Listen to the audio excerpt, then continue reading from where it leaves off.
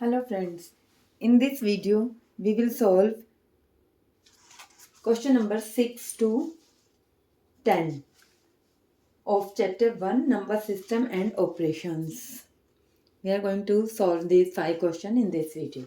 Okay, let's start from question number 6. The question number 6 is which among the following number is not divisible by 182? इनमें से कौन सा number 182 से divisible नहीं है? तो अब हम ये कैसे देखेंगे 182 तो बहुत बड़ा नंबर है, अगर हम इसे डिवाइड करेंगे तो बहुत ज़्यादा टाइम लग जाएगा और 182 का डिविजिबिलिटी उसके लिए रूल पता करना पड़ेगा।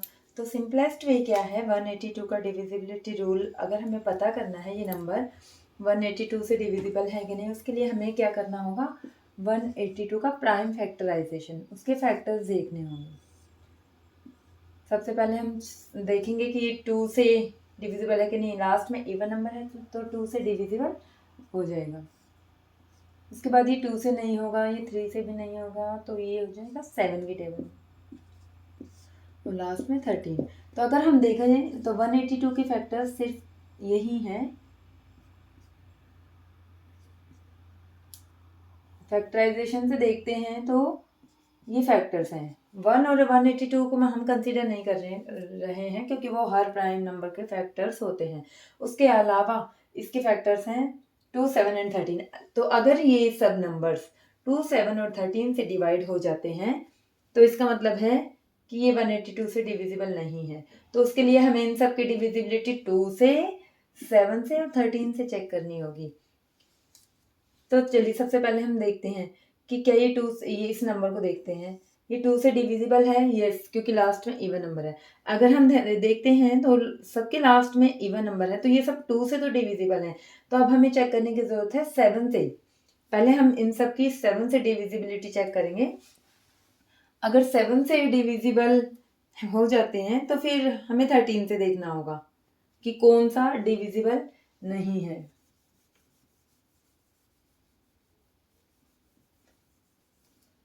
तो 2 से तो हमने देख लिया है कि इवन नंबर है, 2 से डिविजिबल है। चलो यहाँ से स्टार्ट करते हैं, क्या ये नंबर 7 से डिविजिबल है? तो हम माइंड कैलकुलेशन से भी कर सकते हैं। 7 4 जा, अगर हम इस नंबर को कट करते हैं 7 से तो 7 4 जा 28, 2 बचता है, 7 4 जा 28, 7 2 जा 14, 0 0, ये 7 से डिविजिबल हो गया। अब हम चेक करेंगे इस नंबर को।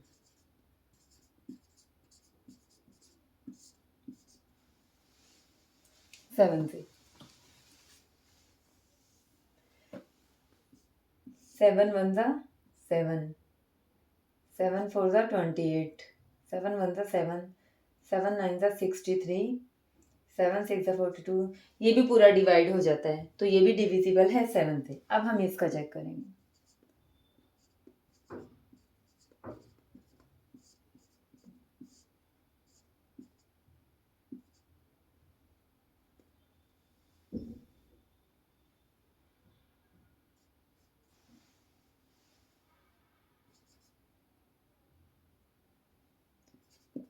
ये नंबर पूरा डिविजिबल नहीं है,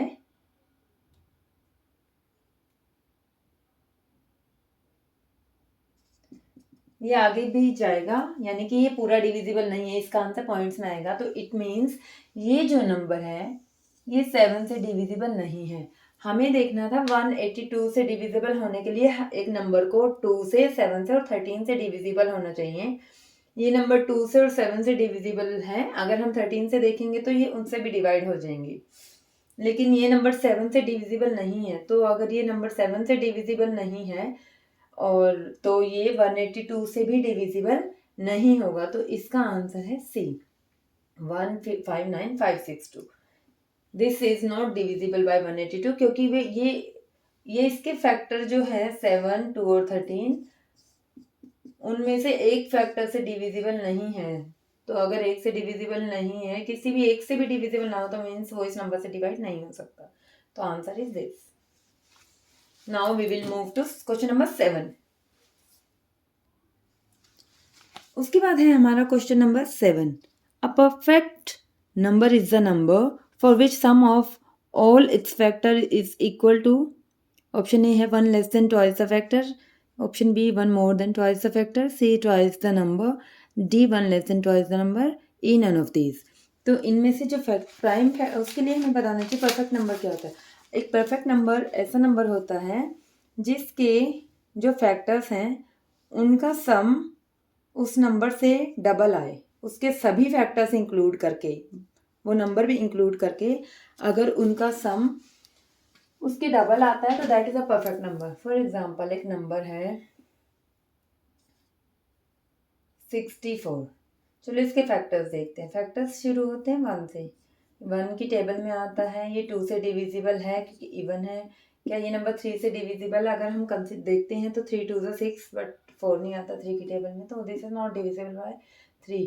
और 6 + 4 10 होता है, 10 भी 3 की टेबल में नहीं आता है, तो this is not divisible by 3.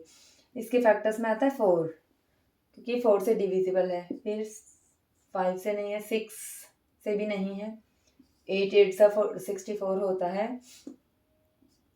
उसके बाद ये होगा 16 से, उसके बाद होगा 32 से, फिर 64 से. तो अगर हम इसके ये सभी फैक्टर्स हैं इनका सम करते हैं, अगर इनका सम इस नंबर से डबल है तो ये परफेक्ट नंबर है. चलिए सम करते हैं. 2 + 1 3, 7, 15, 31, 33, 63 और 64. तो इनका सम आता है 64.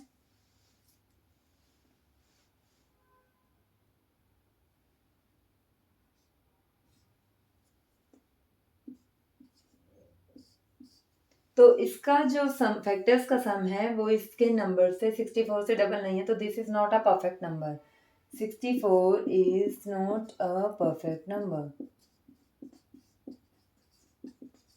तो हमारा आंसर इसमें ऑप्शन में हमसे पूछा गया है कि परफेक्ट नंबर कौन सा होता है, तो हम लिखेंगे जिसका सम है ट्वाइस द नंबर, जिसका सम इससे ट्वाइस आना चाहिए. 1 इसका ट्वाइस होता है 128. तो जिसका अगर इसका सम उससे डबल आता है नंबर से, उसके फैक्टर्स का सम, तो that is a perfect number. तो 64 is not a perfect number. And a perfect number is, तो हमारा ऑप्शन होगा सी twice the number. C twice the number. Now we will move to question number 8. Question number 8 है, which among the following is not a rational number between 9 by -23 and -7 by 9. इनमें से कौन सा number है जो 9 by -23 और -7 by 9 के बीच में नहीं आता है. चलिए हम चेक करते हैं. फर्स्ट ऑफ ऑल मैं आपको ये बता देती हूँ कि 9 by -23 हो या इसको -9 by 23 बनता थिंग इज सेम, क्योंकि जो आंसर आएगा डेसिमल्स में जो करके आते हैं वो माइनस में ही आएगा इसका, फिर इसका भी. तो इस बात से कोई फर्क नहीं पड़ता है इसकी इस माइनस को हम ऊपर लिखें या नीचे लिखें. तो बेसिकली देखा जाए तो हमें -9 by 23 एंड -7 by 9 के बीच के रेशनल नंबर्स फाइंड कैसे करते हैं. उसके लिए हम इन दोनों का एलसीएम निकालते हैं. अगर हम 9 और 23 का एलसीएम निकालते हैं तो ये प्राइम नंबर्स हैं, तो ये किसी से डिविजिबल नहीं होंगे, ये खुद की ही टेबल से डिविजिबल होंगे. तो इसका एलसीएम आएगा 207. इसका एलसीएम आ गया 207. और क्योंकि एलसीएम 2/7 आ गया तो अब हम इसका सेम बेस बनाने के लिए हम इसको क्या करते हैं, डिवाइड मल्टीप्लाई करके, और ये आ जाएगा 81 एंड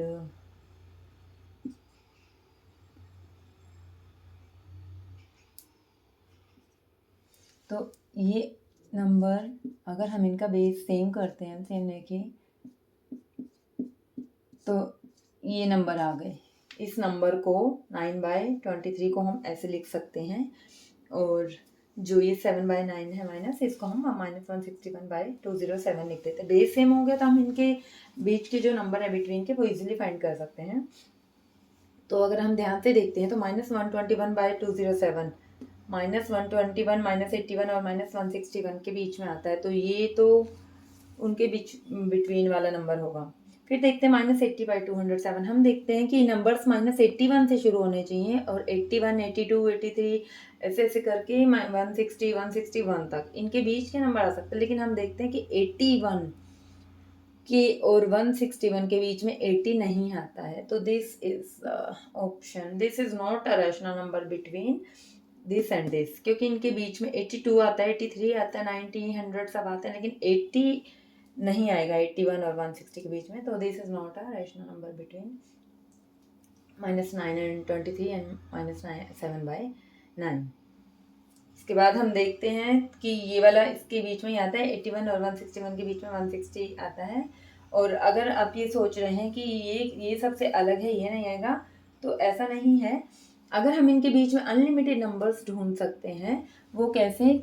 अगर हम इससे भी ज़्यादा नंबर 50 नंबर ढूंढने हैं तो हम इनके बीच में एक्चुअली 50 नहीं, फॉर एग्जांपल मैं आपको कहूँ इनके बीच में 70 या 80 नंबर ढूंढिए, तो इतने नंबर एग्जिस्ट अगर नहीं करते हैं, इसके बीच में 200 नंबर भी फाइंड कर सकते हैं। लेकिन कैसे? इनके बीच में 200 नंबर नहीं है। अगर हमें इनके बीच में 200 नंबर्स भी निकालने हैं तो हमें इन नंबर को थोड़ा सा एक्सपेंड करना होता है। एक्सपेंड करते हैं, हम इनको डिवाइड कर देते हैं, हम इनको मल्टीप्लाई कर देते हैं, सॉरी। अगर हम मल्टीप्लाई कर देते हैं तो देखिए ये नीचे डिनोमिनेटर ये आ गया और हमारा न्यूमरेटर ये आ गया। तो अगर हम देखेंगे तो इस नंबर को 81/207 को मैं ये भी लिख सकती हूँ, और क्योंकि मैंने इसको एक्सपेंड किया तो इनके बीच के नंबर फाइंड करने के लिए इसको भी एक्सपेंड करना होगा। इसको एक्सपेंड हम कैसे कर सकते हैं? इसका भी बेस सेम बना लो। अगर हम इनको भी 2 से मल्टीप्लाई कर देते हैं तो नीचे दोनों का बेस सेम हो गया है। अब हम इनके बीच में, अब हमारे दो नंबर हो गए हैं 162 और ये। तो हम इन नंबर्स को अगर 81/207 को मैं -162 और 414 लिख दूँ तो भी बात सेम है, क्योंकि जब मैं इसे सिंप्लीफाई करूँगी, कट करूँगी 2 से, तो हमारा नंबर्स वापस यही आ जाएगा। तो अब हम देखते हैं कि क्या देखेंगे, -306 इनके बीच एग्जिस्ट करता है, क्योंकि बेस दोनों का सेम है 414। तो यस 306 इनके बीच एग्जिस्ट करता है, तो 306 भी इनके बीच का एक नंबर है। तो सिर्फ एक यही नंबर बचता है जो इनके बिटवीन नहीं एग्जिस्ट करता है। तो दिस इज द आंसर।